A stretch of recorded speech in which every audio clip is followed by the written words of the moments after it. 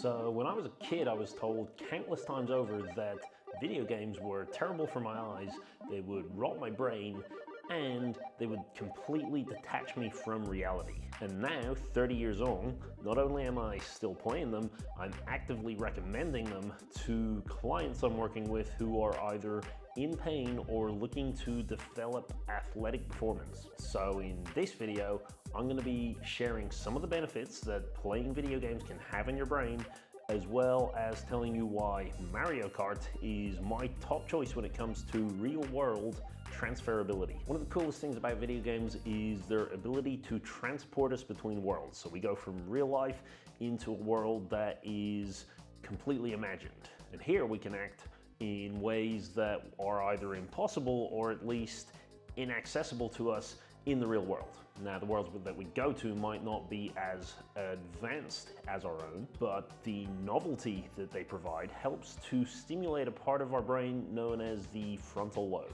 The frontal lobe is involved in some really important things such as movement, focus, emotional control, ignoring distractions, and decision making.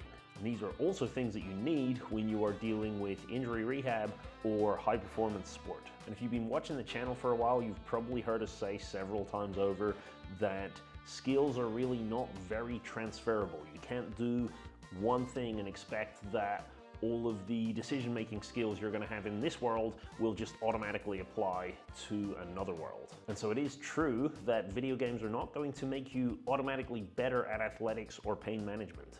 But if you were to take a retrospective look at this and actually analyze how you play video games and how video games affect you, you can get some really good insights into how your frontal lobe is functioning and how it is likely to function. This is because when you put yourself into really over-the-top scenarios like you do when you're playing a video game, it forces your frontal lobe to work extra hard. Usually we don't notice these things because in our daily life, our frontal lobe is less active because we're relying more on our habits. When we're in the video game is drawing on all of our resources, so our frontal lobe action is going to be massively amplified. So let's use Mario Kart to look at some examples of this. So we'll start with the aspects that affect rehab and injury. Now, first up, we're going to look at something called mirror neurons. So we've said that the frontal lobe of the brain controls movement, but what's really weird is the line between real movement and imagined movement is actually really blurry at the layer of the brain. Every time that you think about performing a movement, neurons in the brain that control that movement are going to fire and light up. And the muscles that you would actually use to control that movement are also going to fire and light up as if you were actually doing the movement. Now, if you've ever sat and watched someone playing a video game, particularly a racing game, you will have seen this in action. When we're brand new to the game or when the stakes are high, stress levels are high, you see people twist and turn, they lean into the corners, even though that does nothing for the game. Doesn't matter how much you lean, it's not going to make you turn any sharper. The only movement that actually matters is what your thumbs are doing with the buttons and the joysticks. And this happens because in order to help us understand the rules of this new world that we're in the video game, our brain asks us to physically mimic what it wants us to do to help visually and spatially map out the environment. And in the real world, this also happens when we're under high amounts of stress or we are in physical pain. In these situations, the frontal lobe is struggling, and so the brain is going to find it harder to differentiate imagined and real movements. And so it forces us to just act out everything that we're thinking to keep things simpler. The problem is this is going to waste our energy, so we're going to end up with a lot of tension because our muscles are contracting and relaxing so much, and because of this, we're going to get really tired. What's more, we have tons of thoughts every single second, and a lot of them are going to contradict each other. So sometimes you're going to be thinking of several different types of movements that don't flow nicely together, and our body is going to just be firing those muscles, contracting in loads of different positions, and this can actually make our pain get worse. So this is the first way that we can use video games to help us through this, is to try forcefully relaxing your body while you're playing. See if you can minimize all of the movement apart from the absolutely crucial movements that need to happen. You want to be able to keep your whole body completely relaxed, not under tension, and not moving. A second key aspect of the frontal lobe is something called inhibition, and that's your brain's ability to ignore or say no to things. Have you ever noticed when you're in pain, stressed, or you're having a really bad day that you find it much harder to say no to things like sugar, or you just say inappropriate things way more often? You say stuff that normally you would think, but be clever enough to not go ahead and shout out. This is because your frontal lobe is much less vigilant the further into fight or flight that you go. What's annoying is it's almost impossible to correct this while you're still in a fight or flight state. So one of the important things is you're gonna need to figure out a way to get yourself out of that state so you can then continue to practice appropriate inhibition. And this is another reason why those relaxation drills while you're playing the video game can come in really handy. Not only will they help your brain make the distinction between the real and imagined movements, they're also going to act to tell you to calm down a little bit. And games like Mario Kart can be really great for helping you to practice inhibition because they provide you with loads of different things that you can try and avoid. If you've ever watched somebody play, you've probably seen them drive right into a banana skin, and right the moment before they hit it, you finally see them start to try and swerve and avoid it, even though the track is absolutely huge and that obstacle was only occupying a tiny little space. And the reason for this is avoiding something is actually really hard to do. To effectively avoid something, your brain needs to first figure out what and where it is.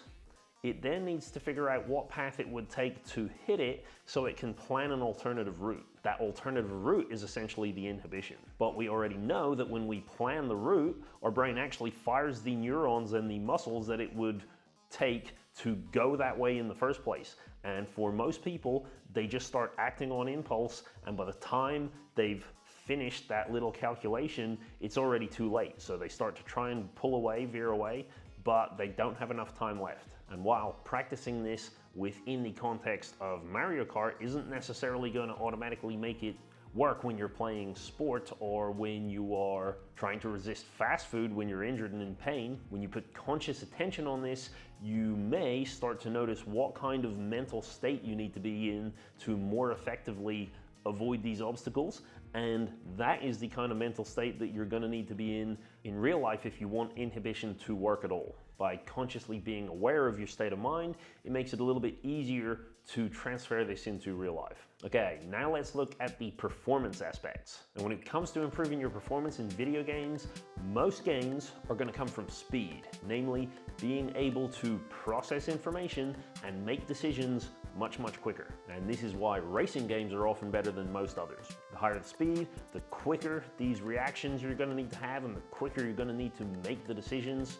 And the great thing about games like Mario Kart is there's often several things that are requiring your focus and attention all at once. Focus is an interesting system because we think that most of the time we are multitasking, but in reality, your brain cannot perform multiple tasks in your conscious attention all at once. It needs to switch between them. And the faster you switch, the sooner you're going to burn out. And this is where you usually see the difference between amateur and professional athletes.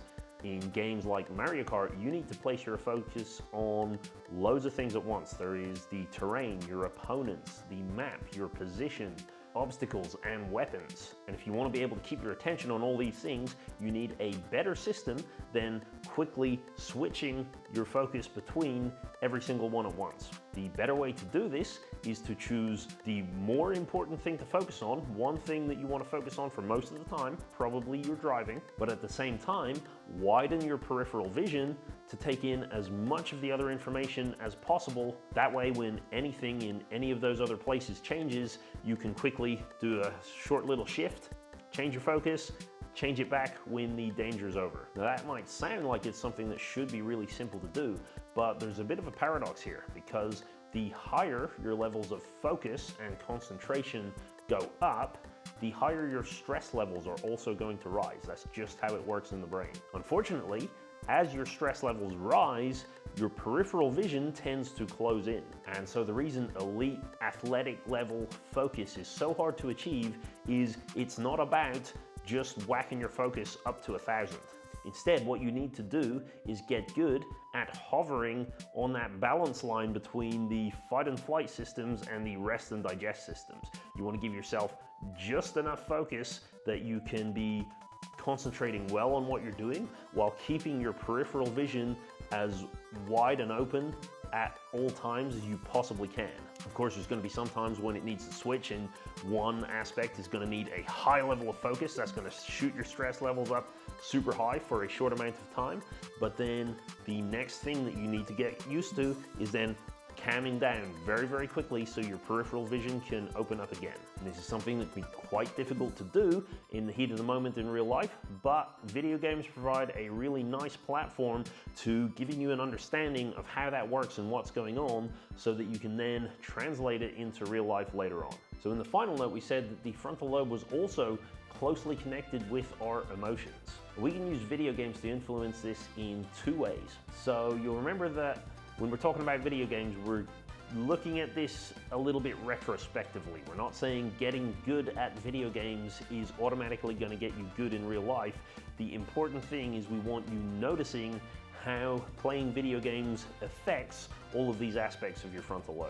The big reason that we do this is because your frontal lobe and the emotional systems in your brain are really closely connected.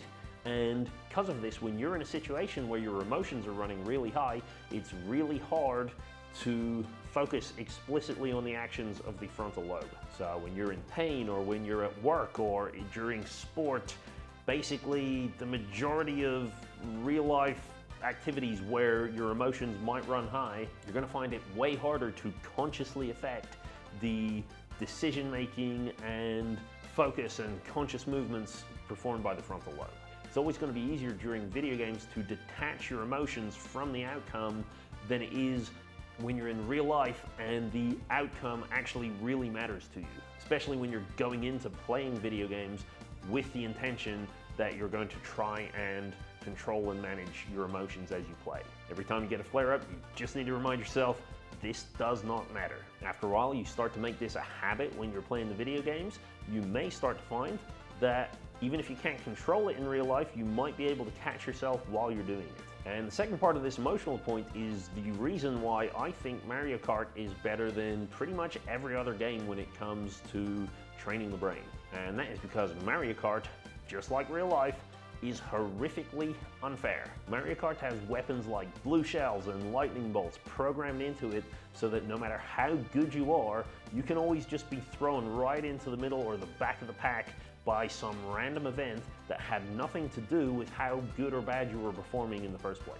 Training and managing your emotions in this instance is exactly how you get ahead in life. There will always be other athletes, friends, family, co-workers that are outshining your hard work and your achievements, whether intentionally or unintentionally. And no matter how much work and effort that you put in to mastering your own life, you're not going to be able to control what happens to everybody else. When that is happening to you in real life, and it's something that really matters a lot to you, that is one of the most difficult emotional situations you are ever going to have to deal with. It's one of the most common reasons people burn out or lose their passion or joy in their life, and it's something that very few of us were ever taught how to manage well. In fact, I believe that the majority of sports are driving many kids who perform at a high level into some crippling emotional problems because of the way they teach them to handle success against opponents. If anyone's interested in this,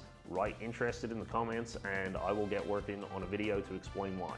So again, while Mario Kart might not necessarily solve all of our problems in this regard, the fact that it gives you a scenario that is much less emotionally charged, where you can practice how you react in events like this, is really, really beneficial to your long-term health and happiness. So there you have it. Those are my thoughts on how video games, and especially Mario Kart, can be beneficial to your brain with regards to injury as well as high performance. But what do you think? Do you agree with me? Are these skills really transferable in any way, even if you're doing it retrospectively, let me know what you think. And if you found this video interesting and you would like to further develop your abilities in terms of the frontal lobe as well as focus, you might want to check out the Neuro Band. The Neuro Band is a wearable training tool that helps to develop speed, accuracy, and skill by following basic neurological techniques. It uses vision and balance exercises to train the brain to process information faster and more accurately, giving you more time to coordinate and execute movement, apply strength and flexibility, or take aim at a target.